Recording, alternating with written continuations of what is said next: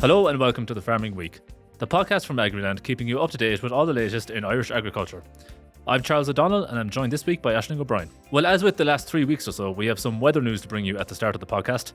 Met Éireann has issued a status yellow low temperature and ice warning for the whole country.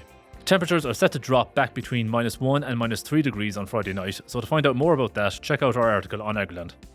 Now, in case you haven't heard, Board Bia and its chairperson Larry Murrin continue to be embroiled in controversy over the sourcing of beef from Brazil by Dawn Farm Foods, the company Larry Murrin is the CEO of. Aisling, there doesn't really seem to be any end in sight for this story, and if anything, there's more and more to talk about every day. So as of today, Thursday, where do we stand on this story now? Yes, Charles, that's true. So in terms of the latest developments, shortly before midnight last night, the government won a vote in the Dáil supporting Larry Murrin as chair of Board Bia.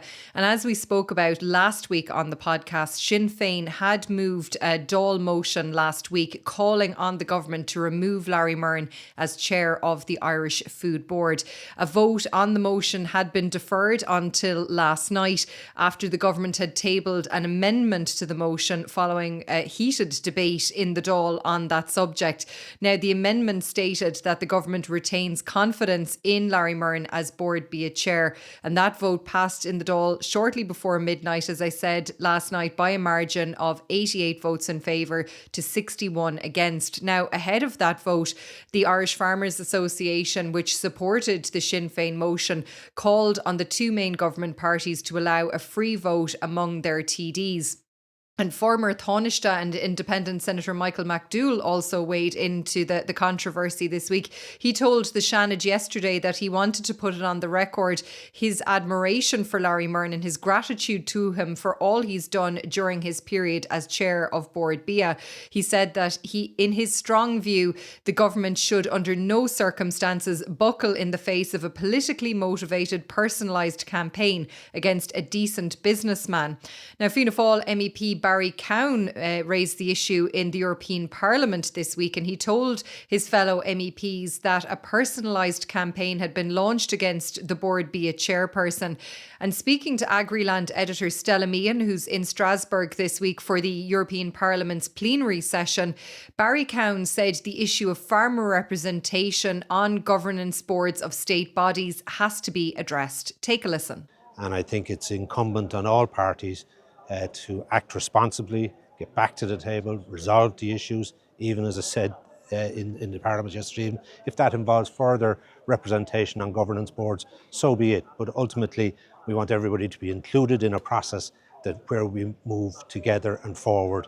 And that was MEP Barry Cowan speaking to Agriland editor Stella Meehan there in Strasbourg this week. Back home, and 3 county councils, Charles, passed motions this week backed by the IFA calling on Larry Murrin to resign or be removed as Board Bia chair. Those were Carlow, Wexford and Wicklow county councils.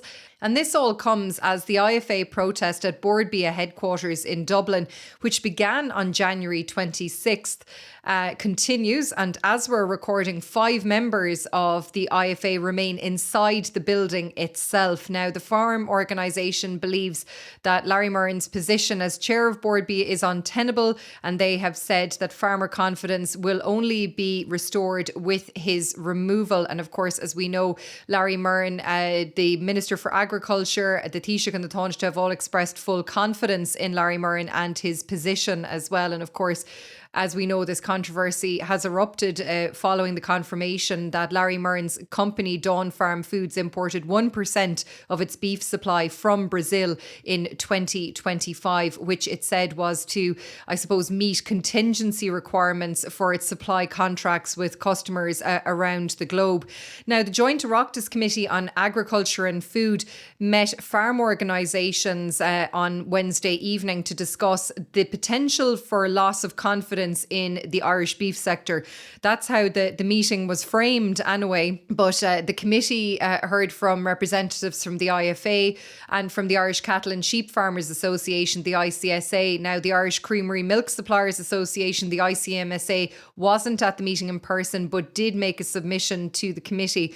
But as I said, what was billed for the meeting, really, it primarily did boil down to a meeting about the chair of Board Bia with questions raised raised about conflicts of interest, importing beef from Brazil, and the confidence of farmers in Bord Bia. And the IFA had requested this meeting following the appearance of Larry Murrin before the committee himself last week.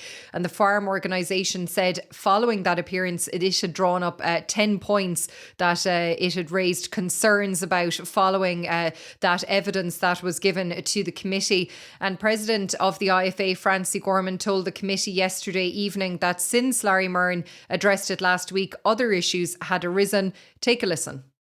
Since the committee hearing last week, another significant issue has arisen. The Irish Food and Drinks website, which is curated by Bord Bia, stated that Dawn Farm Foods was accredited under the Bord Bia Meat Quality Assurance Scheme. When we questioned this, it turned out that Dawn Farm Foods is not part of this scheme.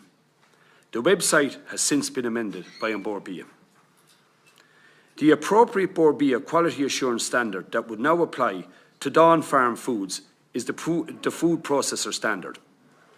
According to Bord Bia's website, there are currently over 500 food and agribusinesses who are members of this or similar schemes in Ireland. Dawn Farm Foods is not one of them. And that was IFA President Francie Gorman there. In its submission to the Oireachtas Committee, the ICMSA said a resolution to the current issue in relation to Bord Bia needed to be found immediately and the focus return to the many other issues facing the farming sector. While the ICSA called for wider change at board level in Bord Bia, in general it wants to see more farmers on the board of the organisation. And ICSA President Sean McNamara also outlined the anger of farmers around the country about this issue as well. Now, the issue surrounding Bord Bia has sort of sprawled across a range of other issues. One of those is the development this week that Minister for Agriculture Martin Heydon has called key agri-sector stakeholders, including farm organisations, to a roundtable meeting or discussion, which the Minister is hoping to have by the end of the week. The meeting is officially about a range of different issues, but it's understood that the Bord Bia controversy will very much dominate that meeting. What has the Minister said here, Aisling? Yeah, Charles. So as we're recording right now, there's been no confirmation of when and where this meeting will take place. But I think at this stage, perhaps everybody involved will be eager to get around a table in a bid to move forward from this issue. And I understand the information I have at the moment is that the meeting will be taking place tomorrow, Friday afternoon, but no confirmation on that yet. As you said, Minister Heydon has called this what he has termed an important meeting of key agri-food stakeholders. And he said the meeting would aim to address pressing issues facing farmers and the wider sector. And he said all stakeholders had been contacted with a view to meeting by the end of this week. Now, the Minister said the meeting follows the recent public discussion around Bord Bia, the quality assurance schemes and trade-related matters. He said there was a significant debate in recent weeks around Bord Bia, the quality assurance schemes and how they operate in practice for farmers. And he believes that there is a real opportunity now for what he called constructive dialogue to address the specific issues that have been raised and, importantly, to improve the experience for farmers while protecting the integrity and value of our quality assurance systems. And he said that the objective of the meeting is to ensure that the quality assurance schemes are future-proofed and continue to deliver tangible benefits for farmers and for Ireland's agri-food sector. Now, Taoiseach Micheál Martin told the Dáil this week that there is a need for dialogue to chart a way forward for Irish agriculture out of the current controversy, and he encouraged organisations to respond positively to Martin Heydon's invitation. And he told the Dáil that when the dust settles on the current row, the cap is the issue that he is most concerned about now. And Minister Heydon said the proposed meeting will provide an opportunity to discuss wider opportunities, including the next common agricultural policy and other issues such as animal diseases like blue tongue. But Charles, I think we can all safely agree that I think there may be only one topic that will dominate proceedings when that meeting convenes. Yeah, you would certainly think so, Aisling. Now, we're going to stay in this general area because the Bord Bia controversy has brought food labelling into the spotlight, particularly in light of the news earlier in the year that a consignment of beef that contained a banned hormone from Brazil had entered Ireland late last year. Aisling, what have been the issues raised on food labelling in the last week or so? Yes, Charles. So, as you said, the controversy continuing this week around the importation of Brazilian beef, and the Oireachtas Joint Committee on Agriculture and Food, a busy week for it, met to discuss concerns raised around food labelling and traceability. And the committee heard from representatives of Bord Bia, the Food Safety Authority of Ireland, the FSAI, and the Department of Agriculture as well. Now, the FSAI has responsibility for enforcing food legislation in this country, while Bord Bia polices and protects the quality assurance mark. Now, ahead of that meeting, I spoke with Tina Leonard, and Tina is the logo policy and implementation manager in Bord Bia's Origin Green and Quality Assurance Scheme. And she told me that there are actually 11 different Bord Bia logos. Now, some of those logos are available for use on food packs, others are used in documentation, websites and social media.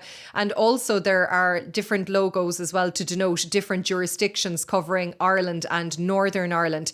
She said if a product wants to carry the Origin Ireland logo, the animals have to be born, reared and slaughtered in the Republic of Ireland. She said the Bord Bia logo cannot be used if non-quality assured beef, lamb, pork or poultry is mixed with quality assured meats.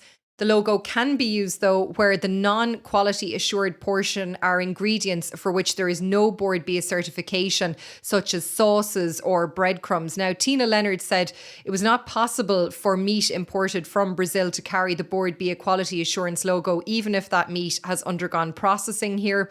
And along with farm and factory audits, she said that Bord Bia carries out a retail audit 4 times a year across each of the country's main retailers, Aldi, Lidl, Dunstores, SuperValu and Tesco. And during those quarterly audits, around 3,000 products are examined by Bord Bia. And since 2021, there have been 9 instances of non-compliance with Bord Bia's logo use policy. Now, during yesterday's meeting, TDs and senators presented the FSAI, Bord Bia and the Department of Agriculture with multiple examples of issues they felt with food labels on supermarket shelves. And the CEO of the FSAI, Greg Dempsey, told the meeting that there is a huge breadth of legal requirements for food labelling, with particular emphasis to the arrangements around beef. And he said where there are cases of non-compliance, there's a range of enforcement actions depending on the severity of the non-compliance. And he said around 7,000 checks in respect of labelling in retail products were undertaken in 2025, with around 1,000 non-compliances, including those which he said would be relatively modest. Now, Michelle Minahan is the FSAI Director of Audit, Incidents and Investigations, and she told the committee that beef from a consignment that entered Ireland late last year, as you mentioned earlier, which originated in Brazil and that contained a hormone banned in the EU, was likely purchased by consumers and eaten. And as you said, it did emerge earlier this month that 128 kilograms of Brazilian beef that contained a banned growth promoting hormone had entered the Irish market. And it's understood that implicated beef had reached the Republic of Ireland by being imported from Brazil by a company in the Netherlands and then moved to a company in Germany, then to Northern Ireland and finally to 3 retailers in the Republic of Ireland. Now, this entire issue led to a multitude of questions, as you can imagine, and Roscommon Galway TD Michael Fitzmaurice focused in on the traceability of that meat versus Irish beef and whether it was possible for a consumer to find out if they had bought and eaten the beef. And have a listen to his interaction with Michelle Minahan on that.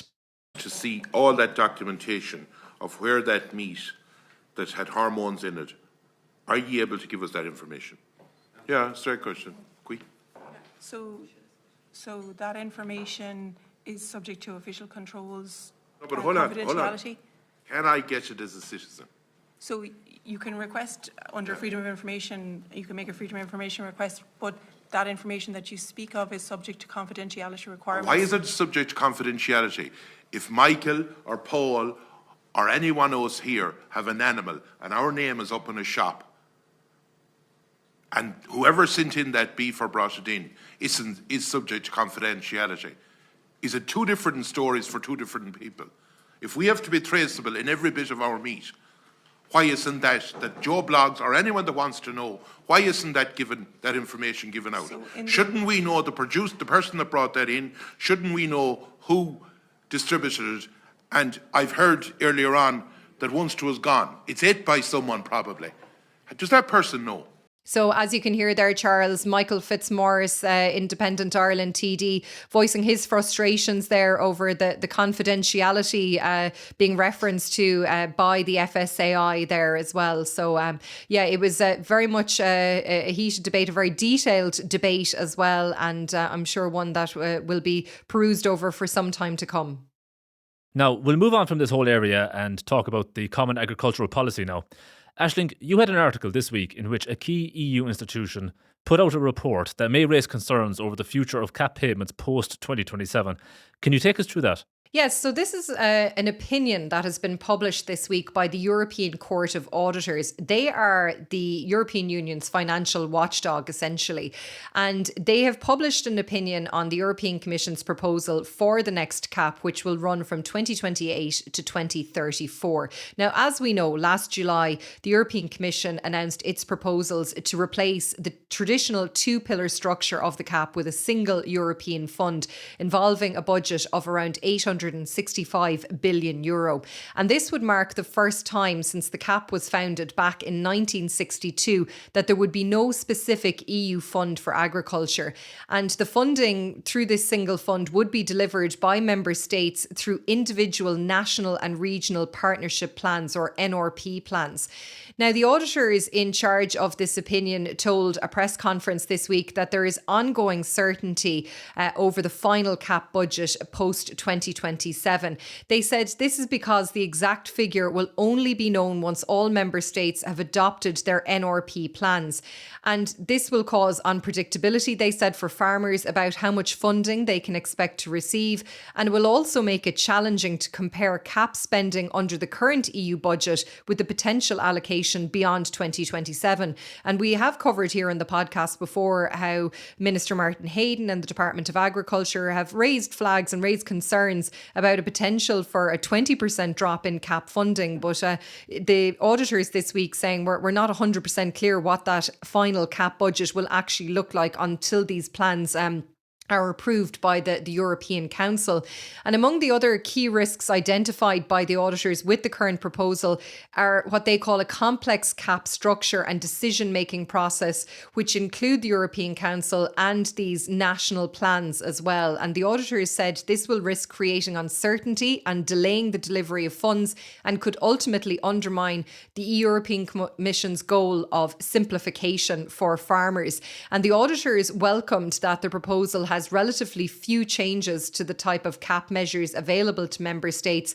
And they did say, obviously, countries are going to be given flexibility to design their plans so that they can actually address individual challenges, including tailoring them to farmers' needs in their own country, which has been an issue up till now, because it was, the point was made that a farmer in Finland or Greece or Ireland, they're not all going to have the same concerns or issues. So there is positivity as well in this auditor's opinion. But they also said this approach could also risk the common character of the CAP, and they said a significant divergence among member states could actually hamper the alignment of CAP spending with EU priorities, and could lead to a distortion of competition in the single market and create an uneven playing field as well, depending on what areas member states will target their funding towards.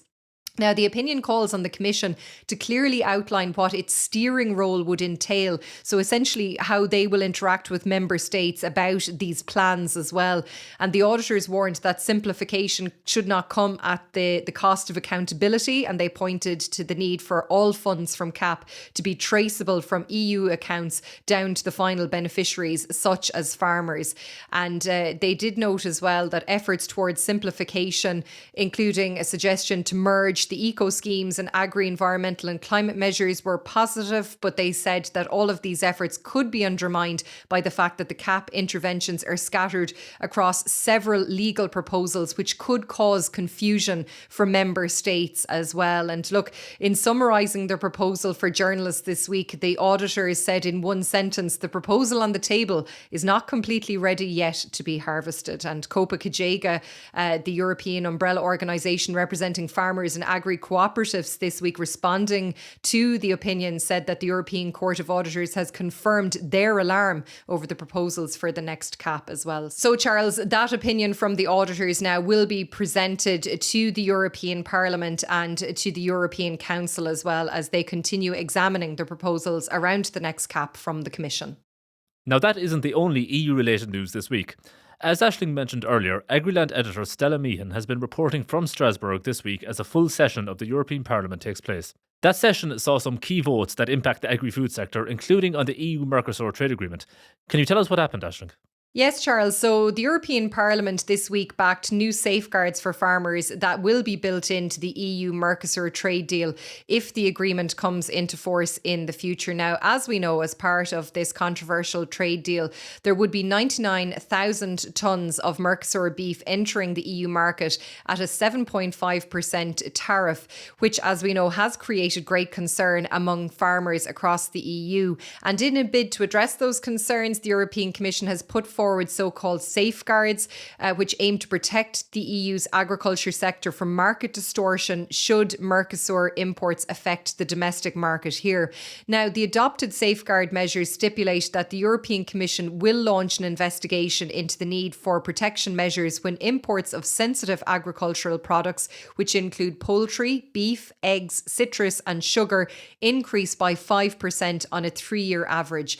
This applies if at the same time import prices are 5% below the relevant domestic price. An investigation may also be requested by a member state, a person representing the industry, or an industry association in case of a threat to the industry concerned. That's all part of the safeguards as well. Now, at least every 6 months, the European Commission is going to have to present a report to Parliament assessing the impact of imports of sensitive products as well. So the safeguard measures were adopted by the European Parliament following a vote of 483 MEPs in favour and 102 against, with 67 abstentions. Sinn Féin MEPs Kathleen Funchion and Lynn Boylan, along with independent MEP Luke Ming Flanagan, were the only Irish MEPs to vote against these safeguards. And speaking to Agriland editor Stella Meehan at the European Parliament this week, Kathleen Funchion said that she does not have confidence in the European Commission to implement the safeguard measures. Take a listen. I think when you're talking about safeguards, you're in a dangerous zone, because you're in a zone that you're accepting a lot less than what you should be accepting. I also think if you look at the EU's track record on other agreements and how they have met their criteria and obligations, they've totally failed. So I wouldn't have any confidence that if you needed to invoke these safeguards, that they would actually be done. And that was Sinn Féin MEP Kathleen Funchion speaking to Agriland editor Stella Meehan in Strasbourg this week. Now, Charles, the new rules need to be approved still by the European Council, and they would then apply if the EU-Mercosur interim trade agreement comes into force. And as we know, currently the trade deal has been referred to the European Courts of Justice for a legal opinion on whether the agreement complies with EU law. Now, the Department of Agriculture is seeking tenders for the provision of trained operatives to assist in badger capture and inspections as part of the effort to control TB. Aisling, can you tell us about this? Yes, Charles. So as part of the department's TB eradication programme, there is a wildlife strategy which aims to limit the spread of TB from badgers to cattle. Now, the badger is a protected species in Ireland under the Wildlife Act, and the Department of Agriculture said it is important to stress that capturing and removal of badgers is undertaken only in areas where serious outbreaks of TB have been identified in cattle herds and where an investigation carried out by department vets has found that badgers are the likely source of infection. Now, the department said it's very conscious of the welfare of badgers, and any removal of the animals is carried out in accordance with a licence. So, as you said, the department is currently inviting tenders for the provision of suitably trained and skilled operatives to help in the delivery of badger capture and inspections programme, badger activity scoring and new set surveys. And the tender outlines that are around 200 operatives may be required to perform all of these duties. And the services are generally required, we're told, between September and June, but may be required throughout the entire year. And the service is to be provided throughout the entire country and can take place in all counties simultaneously as well. Now, the tenderer must be able to supply suitably trained operatives to safely carry out the duties, the department said, and they must have the resources to deploy operators each year from September to June for the term of the contract and to capture between an estimated 5,000 and 20,000 badgers per year. We'll move on now, and Aisling, there's a key date coming up in relation to hedge cutting and burning that farmers should be aware of. So what do we need to know? Yeah, so March 1st is definitely that deadline, Charles. Farmers will be aware, of course, that cutting hedges between March 1st and August 31st is banned, except where overgrowth poses a road safety hazard. Now, this week, the Road Safety Authority and the County and City Management Association, which is the representative body for county council management, called on landowners to cut their roadside hedges before the closed period comes into effect in order to improve road safety. Now, under the Roads Act of 1993, it places responsibility for the maintenance of roadside hedges on the owners or occupiers of the adjoining lands, while the responsibility for the maintenance of roadside verges lies with the local authorities.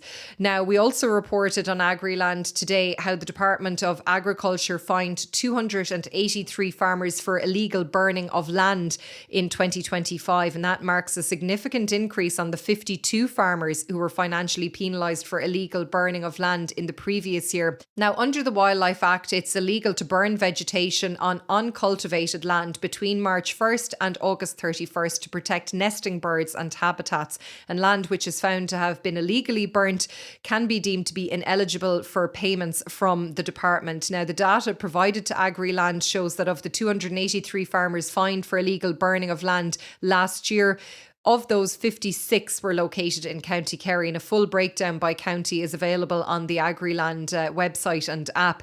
Now, the department did confirm as well that there were 290 appeals made by farmers to the department in relation to illegal burning last year. This figure includes farmers who had no financial impact or reduction applied to their application. Now, 141 appeals have been decided on and 149 are outstanding. A department spokesperson told us that all 141 appeals have been successful to date and that they are awaiting documentation for the remaining appeals. So I suppose just to bear in mind, when it comes to hedge cutting and burning, the close period begins on March 1st. So that is not too far away, Charles. Well, speaking of important dates, there's two quick scheme updates we want to bring you. The second application window for landscape actions within the Agri-Climate Rural Environment Scheme, or ACRES, is now open.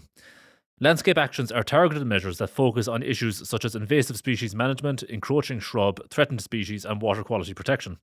The second application window opened this week and no closing date for applications has been set yet, but it's just something to keep in mind for farmers that are participating in the scheme.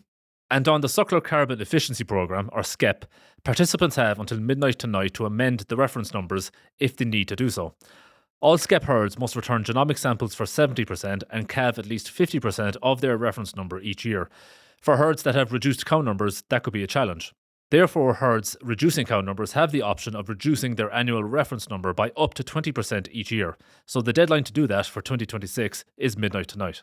Finally for this week, a number of farmers were part of a village syndicate which bought the last pub in their area in order to keep it going.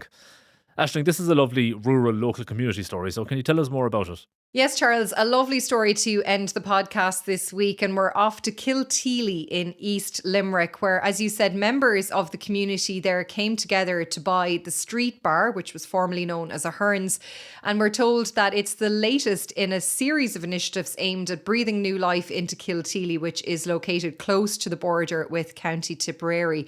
Now, as you said, 3 farmers are part of the syndicate, including John O'D, who's a dairy and beef farmer from East Limerick, and he said that there's huge community spirit in the parish. He said there's a great Tidy Towns committee, there's a lot of interest in the local GAA, But the closure of the pub was a huge loss to the village. It was a hub, he said, for so many people. And I'm sure that's something that will resonate with many people living in rural areas who have seen shops and post offices and local pubs closing in recent years. And he said it was the only pub left in the village, and he'd socialised there when he was younger, and generations of his family had actually socialised there. And he's hopeful now that his children might socialise there in the future. And he said back over a century ago, Kilteely actually had 8 shops and 7 pubs. So it just shows, I suppose, the decline. And it is, as we said, something replicated in other areas across rural Ireland as well. Now, a total of 26 people came together in this syndicate. And 2 other farmers, as I said, involved, John Quinlan and Jerry O'Dea as well. And farming, John O'Dea said, can be very isolating for people who live alone. And a lot of farmers come into the pub now and they enjoy the chance to meet people. And he said he lives only 2 minutes from the village, so it's very handy, and he can put in his stint behind the bar as well. He said he really enjoys it. He likes meeting people, and he said it's very different from his day job as well. And he said there is shareholders in this syndicate from many different walks of life, and they all get on very well.